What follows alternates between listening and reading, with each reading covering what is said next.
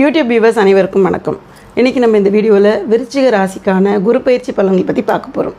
வருகின்ற ஜூன் மாதம் 2ஆம் தேதி 2026 அன்றைக்கி பார்த்திங்கன்னா மிதுன ராசியில் இருக்கக்கூடிய குரு பகவான் கடக ராசிக்கு இடப்பெயர்ச்சி அடைகிறார். அதாவது விருச்சிக ராசிக்கு 9ஆம் வீடான பாக்யஸ்தானத்தில் குரு வந்து அமர்றார். அதுவும் உச்சம் பெற்று அமர்றார். என்னென்ன மாதிரியான பலன்கள் விருச்சிக ராசிக்காரர்களுக்கு கிடைக்கும் அப்படின்றத பற்றி பார்த்துடலாம். 8ஆம் வீட்டில் இருந்து நார்மலான பலன்கள் மட்டுமே கொடுத்துருக்காரு அப்படின்னும் பொழுது 9ஆவது வீட்டில் உட்காந்துட்டு ரொம்ப வருஷத்துக்கு அப்புறமா நல்ல விஷயங்களெல்லாம் நிறைய பார்க்க போகிறது விருச்சிக ராசிக்காரங்க அப்படின்னு சொல்லலாம். விருச்சிக ராசிக்கு முதல் வீடான சுயஸ்தானத்தை 5ஆம் பார்வையாக குரு பார்க்குறார். இது வந்து பார்த்திங்கன்னா சமூகத்தில் மதிப்பு மரியாதையை கண்டிப்பான முறையில் தேடி கொடுக்கும். ஒரு நல்ல அந்தஸ்தில் உட்கார வைக்கக்கூடிய ஒரு தருணத்தை ஏற்படுத்தி கொடுக்கும். அடுத்ததாக மூன்றாம் வீடு அப்படின்னு பார்த்தீங்கன்னா தைரியஸ்தானம் மற்றும் சகோதரஸ்தானம். இந்த இடத்த குரு 7ஆவது பார்வையாக பார்க்குறார். 7ஆவது பார்வை ரொம்ப முக்கியமான ஒரு பார்வை. இந்த பார்வை பார்க்குறதுனால 3ஆம் வீடு வந்து பார்த்திங்கன்னா ரொம்பவே நல்ல விஷயங்களை எடுத்து கொடுக்க போகுது. இத்தனை நாள் வரைக்கும் வந்து பார்த்திங்கன்னா ஒரு விஷயத்துக்காக ரொம்ப முயற்சி பண்ணிக்கிட்டே இருக்கீங்க. உங்களுடைய நெடுநாள் ஆசையாக இருக்கட்டும், உங்கள் கரியர் ரிலேட்டடான விஷயங்களாக இருக்கட்டும், போராட்டமாகவே இருக்குது, அதுக்கு ஒரு நல்ல முடிவே வரல அப்படின்னு சொல்லக்கூடிய விஷயங்கள் நல்ல முடிவை தேடி கொடுக்கும். உங்களுடைய போராட்டம் கண்டிப்பாக வெற்றியடைய போகுது அப்படின்றதுல எந்த மாற்று கருத்துமே கிடையாது. சகோதரர்கள் நடுவில் வந்து பார்த்திங்கன்னா அன்பு ஆதரவு எல்லாமே கிடைக்கும். கூட பிறந்தவங்க கிட்ட இருந்து எல்லா ஒற்றுமையுமே கண்டிப்பான முறையில் உண்டு. இதுக்கு முன்னாடி பேசாமல் விரோதமாக இருந்தவங்க கூட திரும்பவும் வந்து ரீயூனியன் ஆகிறதுக்கு உண்டான வாய்ப்பையும் ஏற்படுத்தி கொடுக்கும். தொழிலில் முன்னேற்றம் அப்படிங்கிறது நிச்சயமாக உண்டு. வருமானங்கள் உயரக்கூடிய ஒரு காலகட்டமாக இருக்கும். அடுத்து 5ஆம் வீடு வந்து பார்த்திங்கன்னா பூர்வ புண்ணியஸ்தானம், புத்திரஸ்தானம். இந்த இடத்துல வந்து பார்த்திங்கன்னா ஆல்ரெடி சனி பகவான் உட்காண்டிருக்காரு. எந்த விஷயத்தை ஸ்டார்ட் பண்ணாலும் சட்டு புட்டுன்னு நடக்கவே இல்லை.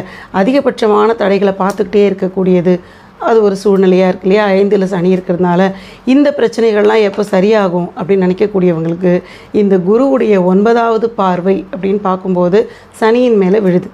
அப்போ என்ன ஆகும் அப்படின்னு பார்த்திங்கன்னா பூர்வ புண்ணியஸ்தானம் இன்னுமே பலப்பட போகுது. குரு ஆட்சி பெறக்கூடிய வீட்டில் உச்சமான குருவுடைய பார்வை விழுது.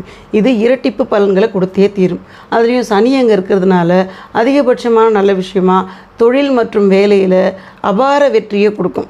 ரொம்ப நம்ம எதிர்பார்க்காத அளவுக்கு டபுள் ப்ரமோஷன் வருது அப்படின்னு சொல்லுவாங்க இல்லையா, அந்த மாதிரி திடீர் பணவரவு வர்றது, உத்தியோக உயர்வு, வேலையில் மாற்றம், அந்த மாதிரி ரொம்ப எதிர்பார்க்காத நல்ல விஷயங்கள்லாம் ரொம்ப வேகமாக வர்றதையும் கண்கூட பார்க்க முடியும்.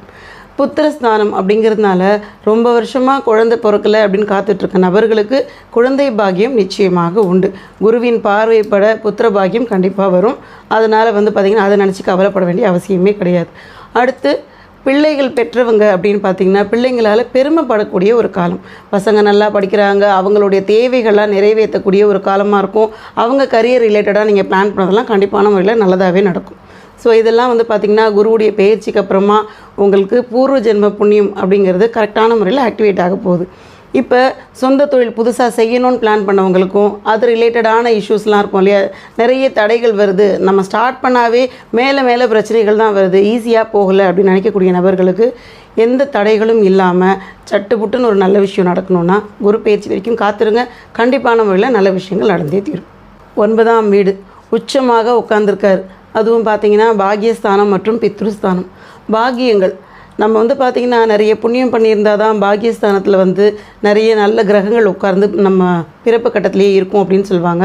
இப்போ வந்து பார்த்திங்கன்னா கோச்சாரத்தில் குரு வந்து உட்காரும்போது தான் பலன்கள் கிடைக்கும்.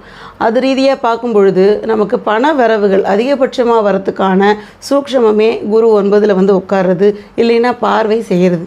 இப்போ நமக்கு அந்த பாக்யஸ்தானம் ஆக்டிவேட் ஆகுது. பித்ரு வழியில் வர வேண்டிய நல்ல விஷயங்கள், நமக்கு ஆதாயங்கள் வரத்துக்கான வாய்ப்புகள் இருக்குது.